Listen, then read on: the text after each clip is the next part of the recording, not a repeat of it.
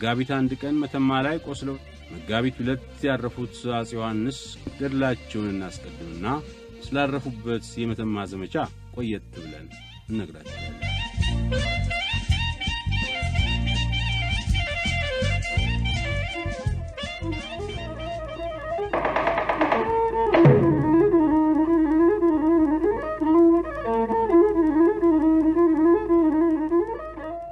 እንደ አውሮፓ አቆጣጠር ከ1797 እስከ 1840 ግብጽን የገዛው መሐመድ አሊ የግብጽን መንግሥት አቋቁሞ ከጨረሰ በኋላ ለግብጽና ለሱዳን ሕይወት የሚሰጠውን የአባይን ምንጭ በእጅጉ አድርጎ ለመቆጣጠር ለግብጽና ለሱዳን ሕይወት የሚሰጠውን የአባይን ምንጭ በእጁ አድርጎ ለመቆጣጠር እንዲመቸው የመተማን ወሰን አልፎ የኢትዮጵያን ግዛት በወረረበት ጊዜ ራስ አሊ ለወቅቱ ኃያላን ለፈረንሳይና ለእንግሊዝ ነገሥታት ጽፈው በእነዚህ አገሮች ግፊት ነበር ሐሳቡን ያቆመው። መሐመድ አሊ በ1840 ሞቶ የልጁ ልጅ አባስ ስልጣን ቢይዝም እሱ ከልማትና ከስልጣኔ ይልቅ ሃይማኖት አጥባቂ ነበር። አባስ እንደ አውሮፓ አቆጣጠር በ1846 ሲሞት የመሐመድ አሊ አራተኛው ልጅ ሰይድ ፓሻ ስልጣን ሲጨብጥ አባቱ መሐመድ አሊ አቅዶት የነበረውን የወረራ ሐሳብ ትቶ ከአጤ ቴዎድሮስ ጋር ደብዳቤና ገጸ በረከት በመላላክ መልካም ጉርብትና ለመፍጠር ሞክሮ ነበር። ሰይድ ፓሻ የስዊስ ካናልን አስከፍቶ በሀገሩ ብዙ መሻሻል አሳይቶ እንደ አውሮፓ አቆጣጠር 1855 አረፈ። ከሱ በኋላ ሌላው የመሐመድ አሊ የልጅ ልጅ የኢብራሂም ልጅ አህመድ ሊተካው ሲዘጋጅ እሱም በድንገተኛ አደጋ አረፈና የሱ ታናሽ ወንድም እስማኤል ስልጣን ያዘ። በሰይድ ጊዜ የተቀደደው የስዊስ ቦይ ተከፍቶና በኩባንያ መልክ ተቋቁሞ መስራት የጀመረው በእስማኤል ጊዜ በመሆኑ በአውሮፓውያን ዘንድ ግንኙነቱን የሚያጠናክር ዕድል አገኘ። የሱዳን ግዛት ከመሐመድ አሊ ጊዜ ጀምሮ በግብጽ አገዛዝ ስር ነበር። በአገራችንም የውስጥ ጦርነት መኖርና የጠነከረ ማዕከላዊ መንግሥት ያለመኖሩን በመጠቀም በበጌምድርና በሱዳን መካከል የሚገኙትን የጎንደር ነገሥታት አፄ ፋሲል፣ አፄ ዮሐንስ፣ አዲያም ሰገድ የተፋለሙባቸውን የስናርና መተማን አካባቢ ወሮ ነበር። ከሱዳን አልፎ እስከ ኒያንሳ ሐይቅ ድረስ የግብጽን ግዛት አስፋፍቷል። የሱዋኪምና የምጽዋ ወደቦች ከ16ኛው መቶ ዓመት ጀምሮ በቀጥታ በቱርክ ቁጥጥር ስር የነበሩ ሲሆኑ ኢስማኤል ለቱርኩ ሱልጣን ባሳየው ታዛዥነት በሱልጣኑ ፈቃድና ትእዛዝ ሁለቱን ወደቦች የግብጽ ግዛት እንዲሆኑ ስለተወሰነ ለቱርክ በዓመት 37500 ስተርሊንግ ብቻ እየገበረ የወደቦቹን ገቢ እየሰበሰበ ይቆጣጠር ነበር። ከዲፍ እስማኤል በሰለጠኑ የውጭ አገርና የሀገሩ ወታደሮች እየተረዳ ከካይሮ እስከ ዛንዚባር ከዛም እስከ ኒያንሳ ሐይቅ በእነዚህም መካከል የሚገኘውን የኢትዮጵያና የሶማሊያ ግዛት ለመጠቅለል ያስብ ነበር።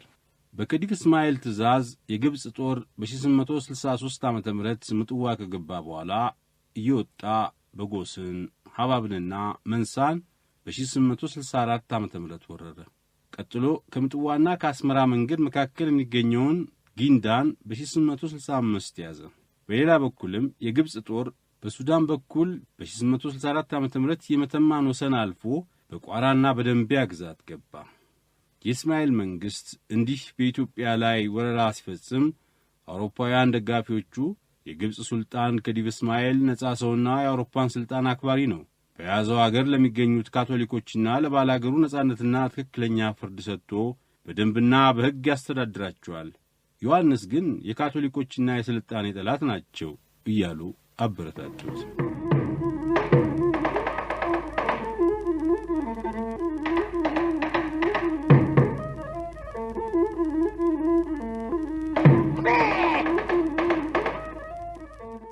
ግብጾች መረርና ከረር ባሉ ቁጥር የኢትዮጵያ ነገሥታት የአባይን ወንዝ እንዘጋባቸዋለን እያሉ ሲያስፈራሩ፣ ከግብጽም በኩል ቤተ ክርስቲያናቸውን የሚመራውን ጳጳስ አንልክላችሁም እያሉ እየዛቱ ቆይተው ነበርና ከዲፍ እስማኤል በምዕራብ ኢትዮጵያ ያለውን የወርቅ ማዕድን በእጁ ለማድረግ በተለይም ደግሞ ለረጅም ዘመናት የግብጽ መሪዎች የሚያልሙትን የአባይን ምንጭ ይዞ በቁጥጥር ስር የማድረጉን ጉዳይ በቀላሉ የሚፈጽም መሰለው። በኢትዮጵያ ሰሜንና ምስራቅ የሚዘምት የግብጽ ጦር ከተሰናዳ በኋላ በምስራቅ በታጁራ በኩል ለሚዘምተው ዋና መሪ ሞንሲንጀር ፓሻ፣ በሰሜን በኩል በዜላ ለሚዘምተው ራፍ ፓሻና የሱ ምክትል የዴንማርኩ ተወላጅ ኮሎኔል አራንድሮፕ እንዲሆኑ ተመደቡ። በ1868 ዓ.ም መስከረም 17 ኮሎኔል አራንድሮፕ የጦሩ የበላይ አዝማች ሆነና መስከረም 26 ቀን 1868 ምጽዋ ገብቶ ሲደራጅ ቆይቶ በጥቅምት 14 ቀን ሰሃጢንና ዶጋሊን አልፎ ጊንዳ ደረሰ። የግብጽ ጦር ግማሹ ሐማሴን ግማሹ አካለ ጉዛይ ሲገባ ገዢዎቹ ደጃች ገብሩና ደጃች ማሩ በንጉሠ ነገሥቱ አፄ ዮሐንስ ትእዛዝ ግዛታቸውን እየለቀቁ ወደ አድዋ ወደ ንጉሠ ነገሥቱ መጡ። ጦሩም ጉዞውን ቀጥሎ መረብ ወንዝ ደረሰ። በምጽዋ የፈረንሳይ ቆንስል ደሳርዜክ በዚሁ ጊዜ የፈረንሳይ መንግሥት መልእክት ይዞ ወደ አድዋ መጥቶ ከንጉሠ ነገሥቱ ጋር ሆኖ ሁሉንም ይመለከት ነበርና ስለ ጉዞውና ስለ ጦርነቱ አጀማመር ሲጽፍ እንዲህ ብሏል። ዮሐንስ በ2 ዳር 1875 ዓመተ ምህረት ቤተ መንግሥታቸውን ከጠዋቱ 5 ሰዓት ላይ በለቀቁ ጊዜ ታላቅ የመሬት መናወጥ ተቀስቅሶ ከሸሎዳ ተራራ ላይ የተፈነቃቀለው የድንጋይ ናዳ እየተንከባለለ ከንጉሡ እግር ስር ሲደርስ ንጉሡ በግንባራቸው ተደፍተው ለሰራዊቱ አምላክ ሰግደው ቀና ካሉ በኋላ ሰራዊታቸውን ይህ አስደንጋጭ ምልክት አረመኔዎቹ በጥንታዊቱ ኢትዮጵያ ተቀብረው ለመቅረታቸው አምላክ የሰጠው ምልክት ነው ብለው ከተናገሩ በኋላ ከአድዋ የ3 ሰዓት ጉዞ ራቅ ብለው እንደሰፈሩ የጦር ሰራዊቱም ቁጥር ከያለበት ተሰባስቦ ከ1000 በአንድ ጊዜ 70,000 ደረሰ። አቡነ አትናቴዎስም ከንጉሡ ጋር በመተባበር ወታደሩን አበረታቱ። ከዚህ በኋላ የሁለቱ ሀገራት ሰራዊቶች ጉንደት ላይ ተያዩ። አሬንድሮፕ ግማሹን ጦር በጉንደት ትቶ ኮንት ዘኪ ወዳለበት ወደ ክሳ ኢቃ እንደተደባለቀ ኢትዮጵያውያኑ ተጠግተው በኃይል ውጊያ ጀመሩ። እርሱም መጀመሪያ ያሰበውን ማጥቃት ትቶ ምቹ ስፍራ ይዞ መከላከል ጀመረ።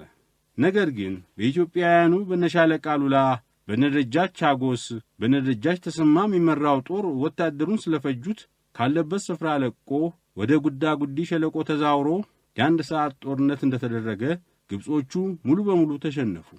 አሬንድሮፕ ከጦርነቱ ሜዳ ላይ ሙቶ ተገኘ። የግብጽ ጦር የሞተው ሞቶ የተማረከው ተማርኮ ጥቂቶቹ በሽሽት ፈረጠጡ ይላል ደሳርዜክ በጽሑፍ።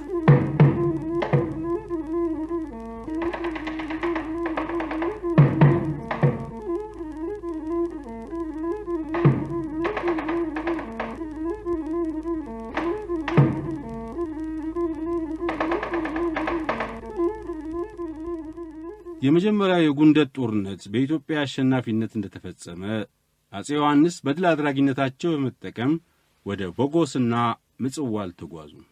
ወደዚያ ለመሄድም ብዙ የሚገጥማቸው ችግር ነበር። አንደኛው ቁጥሩ መጠነኛ ቢሆንም የግብጽ ጦር በቦጎስና በምጽዋ ወደብ ይገኝ ነበር። ሁለተኛ ከ50 እስከ 70 ሺህ የሚደርስ ጦር እንደያዙ ከደጋው ከሐማሴን ወደ ቆላው ምጽዋ ቢወርዱ ለሰራዊቱና ለከብቱ የሚበቃ የእህልም የሳርም የውሃም ስንቅ ይቸግራል። የመጀመሪያውን ድል እንዳገኙ ወደፊት ተገፍተው ወደብ በመያዝ ከሌሎቹ መንግስታት ጋር ጠብ እንዳይፈጠርም አስበው ጉዳዩን ከመኳንንቶቻቸው ጋር መክረው ሁሉንም ትተው ወደ አድዋ ተመለሱ። በግብጽ በኩል የጉንደቱ ሽንፈትና የነ ኮሎኔል አሬንድሮፕ ሞት በካይሮ እንዳይሰማ በጥብቅ ተከለከለ። የግብጾች በኢትዮጵያውያን መሸነፍ ውርደት ስለሆነ አፄ ዮሐንስን እንደገና በመውጋት ትምህርት ሰጥቶ ለመቅጣት የሚችልና የግብጽን ክብር የሚመልስ ከፍ ያለ የጦር ድርጅት በትጋት ይካሄድ ጀመር። በዚሁ አይነት ካይሮ ላይ ዝግጅቱ በህዳር ወር ላይ እንደተጠናቀቀ እንደ አውሮፓ አቆጣጠር ዲሴምበር 1875 ጦሩ ምጽዋ ገባና በጃንዋሪ ወር ወደ አስመራ ወጥቶ ጉራ ደረሰ።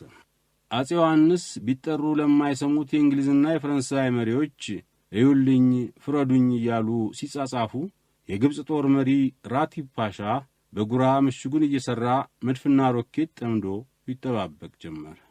ባለፈው የጉንደቱ ጦርነት አሸናነፉን ያውቃልና ኢትዮጵያውያንን በሜዳ ላይ ፊት ለፊት የመግጠሙን አደገኛነት ተገንዝበዋል። ኢትዮጵያውያኑም ወደ ምሽጉ ሄደው መውጋቱ አደጋ መሆኑ ስለገባቸው ሁለቱም ቅርብ ለቅርብ እየተያዩ ሳይዋጉ ብዙ ጊዜ አሳለፉ።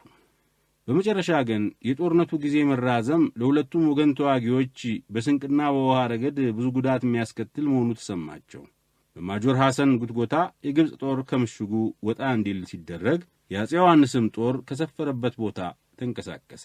የአፄ ዮሐንስ ጦር ተነቃንቆ በ5 ረድፍ ተጉዞ የሁለቱ ወገን የጦር ሰራዊት በመጋቢት 7 ቀን 1868 ዓ.ም ውጊያ ገጠሙ። ለ4 ሰዓታት ያህል እንደተዋጉ ግብጾች ወደ የምሽጋቸው እየሮጡ መግባት ጀመሩ።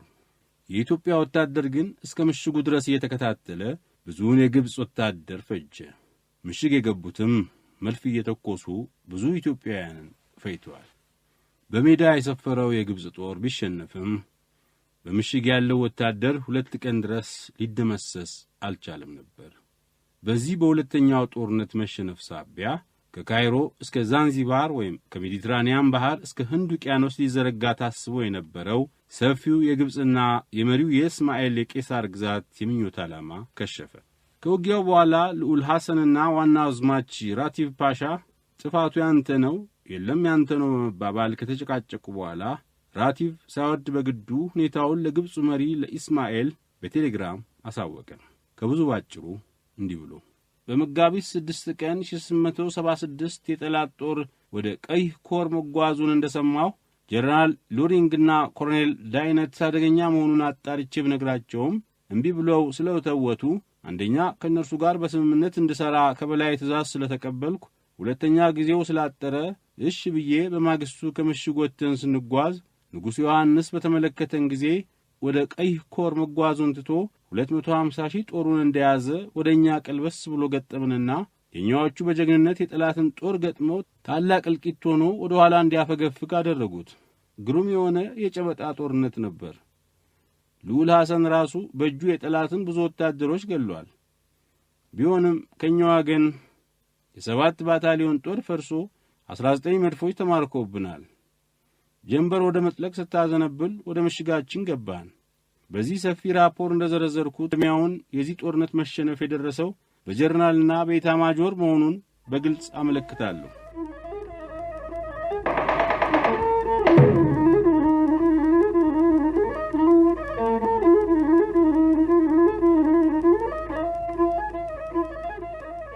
አጼ ዮሐንስ 2 ጊዜ በግብጾች ላይ ባገኙት ድል አድራጊነት ስሙ የማይታወቅ የአገራችን ገጣሚ እንዲህ አሞጋግሷቸዋል።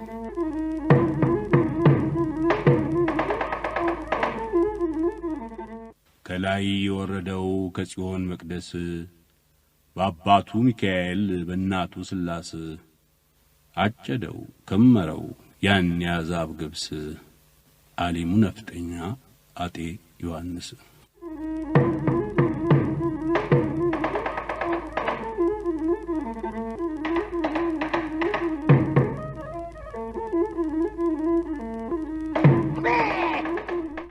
የጎንደር ሃይማኖት ቆማ ስታለቅስ አንገቱን ሰጠላት ዳግማዊ ዮሐንስ። እጅግ ደስ ይለኛል ያንተ ስም ሲነሳ የቁና አፈር ንጉሥ አንተ ነው ካሳ።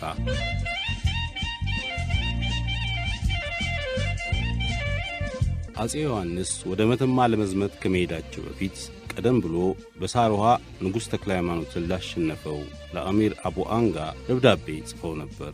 ሲጽፉለትም አማርኛው ደብዳቤ ጎን የአረብኛ ትርጉም አድርገው እንደ አረቦች ልማድ ለአሚር ሐምዳን አቡ አንጋ በማለት ፈንታ እንደ አገራቸው ልማድ ለደጃዝማች አቡ አንጋ ብለውታል። በደብዳቤው ውስጥ ከ10 ዓመት በፊት ቱርኮች እስከ መተማ ያለውን የሱዳን ግዛት ያስተዳድሩ እንደነበረ፣ ከዚያም እነዚሁ ቱርኮች በምጽዋ በኩል መጥተው ሐማሴንን ስለወረሩ 2 ጊዜ ተዋግተው ማሸነፋቸውን፣ ቀጥሎ ሳማራ በነበሩበት ጊዜ ማህዲ መሐመድ አህመድ ኢብን ሰይድ አብደላ ወደ መተማ ጦር ልከው በመዋጋት ብዙ ሰው መሞቱን፣ ከዚያ በኋላ አቡ አንጋ ወደ ደንቢያ መጥቶ በሳሩሃ ባደረገው ጦርነት አሁንም እንደገና ብዙ ሰው ማለቁን ጠቅሰው ነበር ይላሉ ተክለ ጻድቅ መኩሪያ። የደብዳቤው መደምደሚያ እንዲህ ይላል። እኔ አንተ አገር መጥቼ ብዋጋ፣ አንተ እኔ አገር መጥተህ ብትዋጋ በከንቱ ሕዝብ ከማስጨረስ በቀር ጥቅም ስለሌለው በየወሰናችን ረግተን በዚህ ፈንታ አንድነታችንን አጠንክረን የጋራ ጠላቶቻችንን አውሮፓውያንን እንመክት። አንተም አገር መጥተው አሸንፈው ቢገዙህ እኔን አይተውኝም፣ እኔም ዘንድ ቢመጡ አንተን አይተውሁም። ስለዚህ የሚጠቅመን አንድነታችንን አጠንክረን ንግድ መለዋወጡ ነው። የሁለታችን ሕዝብ ከላይ ዘሩ አንድ የካም ልጅ ስለሆነ ምንም ያዋጋን ነገር አለ። ስለዚህ ሁለታችን አንድነታችንን አጠንክረን በፍቅር ተሳስረን አገራችንን ለመግዛት የአውሮፓ ባህር ተሻግረው የመጡትን ፈረንጆችና ቱርኮች እንቃወም። ያንተም ጠላቶች የኔ ጠላቶች ናቸው። ከኔ በኩል ምሰጥ ምክር ይኸው ነው። ብለው ጽፈውለት ነበር።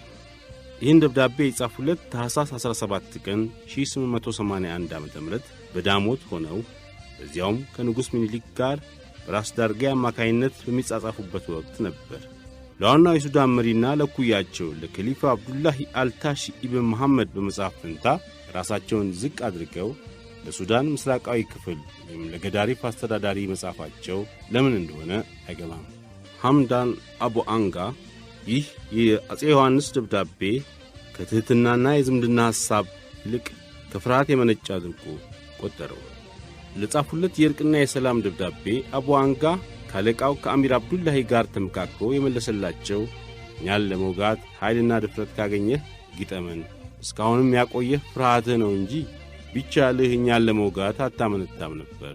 ነገር ግን አንተ ባትወጋንም እዚያው እርጋ፣ እኛ ያለህበት ድረስ መጥተን በማይሸነፈው ጦር ሰራዊታችን እናጠፋለን ሲል ጻፈላቸው። ሐምዳን አቡ አንጋ ይህን የፉከራ የትንቢትና የትዕቢት ደብዳቤ ጥር 3 ቀን እንደጻፈላቸው ምንም ያህል ጊዜ ሳይቆይ በጻፈበት ወር በጥር 29 ቀን 1881 ዓ.ም ሞተ።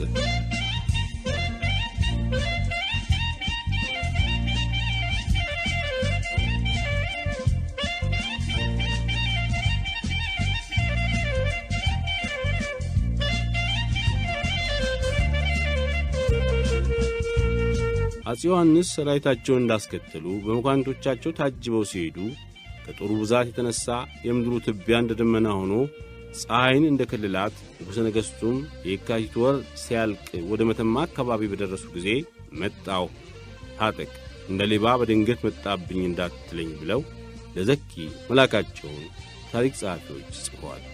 በእርግጥም የአፄ ዮሐንስ ከነጦራቸው መምጣት በመተማና በምድሮማን በተሰማ ጊዜ በደርቡሾች ዘንድ ሽብርና ድብልቅልቅ መፈጠሩን አዝማቹ ዘኪ ቱማልም የወታደር አለቆቹን ሰብስቦ ጠላቶቻችንን እንዴት ሆነን እንቆያቸው በውጪ ወይስ በቅጥር ውስጥ ብሎ ምክር ቢጠይቅ በሜዳ ተሰልፈን የቆየናቸው እንደሆነ ሀበሾች ፈረሰኞች ናቸውና በፈረስ አጎዳ ይጥሱናል። ስለዚህ እዚሁ አጥራችን ምሽጋችን ውስጥ ተሰልፈን ብንቆያቸው ይሻለናል ብሎ መከረ። ዘኪም ሰራዊቱን ሊያስቆጥረው 85,000 መድረሱን ይህን ጦር ባጥር በምሽግ ውስጥ አሰልፎ በተረፈ በየገበያውና በየመንደሩ አዋጅ ነጋሪ እየሰደደ ነጋዴውን ከንግዱ ላይ ገበሬውን ከእርሻው ላይ ያስነሳና የጦር መሳሪያ እያስያዘ ማሰለፉን ወደ አምድሮማን ለከሊፋ አብዱላሂ መልእክት ልኮ ወዳጃ ሲዘህ ጸልይልኝ፣ ረዳትም ላክልኝ፣ ወደ ሀበሾች ሰላይ ልኬ ነበርና ብዛታቸው እንደ ሰማይ ኮከብ እንደ ባሕር አሸዋ ነው ብሎ መላኩን ጽፈዋል። በኢትዮጵያውያን በኩል የጦር አሰላለፍ ከሦስት ላይ ተከፍሎ ራስ መንገሻ በቀኝ፣ ራስ ኃይለ ማርያም ጉግሳ በግራ ሆነው በመካከል ራሳቸው ንጉሠ ነገሥቱ ነበሩ ይባላል። እዚያ አኳኋን በመጋቢት 1 ቀን 1881 ዓ.ም ቅዳሜ ዕለት ጠዋት በ3 ሰዓት ላይ ጦርነቱ ተጀመረ። ብላቴን ጌታ ሆይ የመተማውን የጦርነት አጀማመር ሲጽፉ እንዲህ ብለዋል። በመጋቢት 1 ቀን ቅዳሚት ጦርነት ተጋጠሙ። ከሰራዊቱም ብዛት የተነሣ ትቢያ እንደ ደመና እየሆነ ሰውና ሰው በጣም አይተያይም ነበር። በአንድ አፍታ የከተማውን ቅጥር ግንብ ጥሰውት ገቡ። በዚያን ጊዜ በከተማው ውስጥ ያሉት የሴቶች፣ የሕፃናቱ፣ የሽማግሌው፣ የባልቴቱ ጩኸትና ለቅሶ ጀግናው ሲፎክርና ሲያቅራራ ድምጡ የተደበላለቀ የክረምት ነጎድጓድ ይመስል ነበር ይባላል። በብርቱ ጦርነት ከተዋጉ በኋላ ግን የከተማውን ቅጥር በአንድ ወገን ጥሰውት ገቡ። በከተማው ውስጥ ያለ ሰው ሁሉ እየወጣ እንዲሸሽ ቤቱንና ቅጥሩን አቃጠሉት። በአንድ ወገንም ዘልቀው ግምጃ ቤቱን ያዙት። የአቦ አንጋንም አጽም ለማቃጠል ቤቱን ሁሉ ይቀሰቅሱ ነበር። ይህንንም ያሰቡት ምክንያት አቡ አንጋ ጎንደርን አጥፍቶ ሊቃውንቱን ሁሉ በሳት አቃጥሏቸው ነበርና የዚያን ብድር ለመመለስ ነበር። ነገር ግን አፄ ዮሐንስ ምንም ጠንክረው ቢዋጉ ድል ማድረግ ያለ እግዚአብሔር ፈቃድ አይሆንምና ድል ለማድረግ ጥቂት ሲቀራቸው በጠመንጃ ቆሰሉና ወሬው ያን ጊዜውኑ በየሰልፉ ውስጥ ተሰማ። መኳንንቱም ወታደሩም ከቅጥሩ ውስጥ እየወጡ መሸሽ ጀመሩ። በውጊያው ላይ የደርቡሹ መሪ ከሊፋ አብዱላሂ በጦሩ ግንባር አልነበረም። እሱ እንዳልነበረ እያወቁ ራሳቸው በመዝመት ፈንታ ራስ አሉላም ቢቀሩ ራስ ቢትወደድ ኃይለ ማርያም ወይም በትልቁ ራስ አርያ መሪነት በቂ ጦር ልከው እርሳቸው ደብረ ታቦር ወይም ጎንደር ላይ ሆነው ለመዋጋት ቢችሉ የተላከው ጦር እንኳን ቢሸነፍ አዲስ ያልተዋጋ ጦር ይዘው እንደገና ለመሄድ በቻሉ ነበረ። አለዚያ ደግሞ የእርሳቸው መሄድ ግዴታ ከሆነ የእርሳቸው ሕይወት ከመሪነታቸው የተነሣ የተከበረና በዚያን ጊዜ የድልም የጸጥታ መድን መሆኑ የታወቀ ነበርና እርሳቸው ጥይት ወደማይደርስበት ወደ ኋላ ሆነው እርሳቸው አምሳያ በኢትዮጵያ እንደተለመደ አሳሳች ሊቀመ ኳስ ወይም መሰል አዋጊ አስቀድመው ደጀን ሆነው ተዋጊውን በንግግር በማበረታታት ጦር ባነሰበትና በላላበት በኩል አዳዲስ ጦር እየላኩ የታወቁትን የጦር አለቆች ግንባር ቀደም አድርገው ቢያዋጉ ኖሮ በተባራሪ ጥይት ከመቁሰልና ከመሞት በእርሳቸውም ሕያውነት ጦራቸውን ከማሸነፍ አደጋ ያድኑት እንደነበር አይጠረጠርም ይላሉ በጻድቅ መኩሪያ።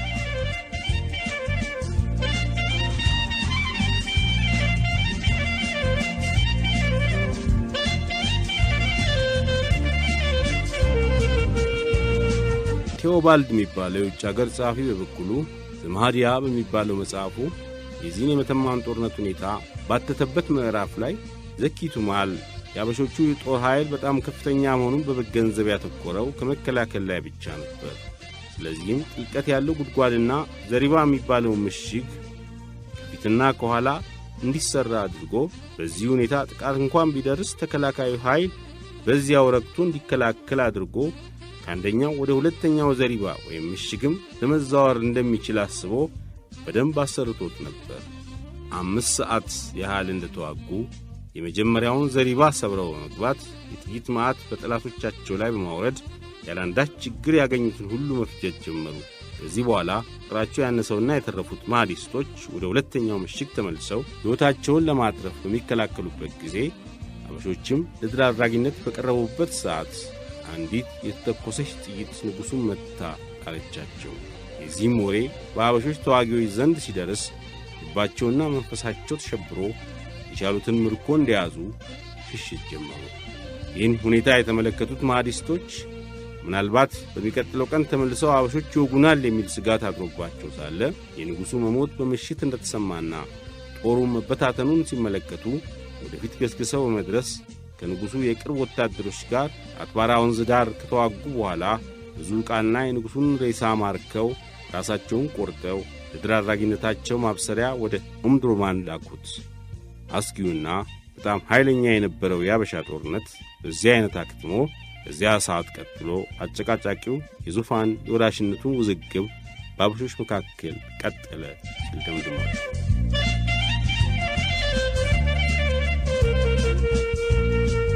ንጉሠ ነገሥቱ መጋቢት 1 ቀን ቅዳሜ በመተማ ተዋግተው ከቆሰሉ በኋላ በሽሽት ጉዞ ላይ እሁድ መጋቢት 2 ቀን በተወለዱ በ54 ዓመታቸው በነገሱ በ18 ዓመት በ1881 ዓ.ም አርፈዋል። ከዚያም በመጋቢት 3 ቀን ሰኞ አትባራ ወንዝ ዳር ደርቡሾች ደርሰው ጭንቅላታቸውን ቆርጠው ውጊያውም በሱዳኖች አሸናፊነት ተፈጽመዋል።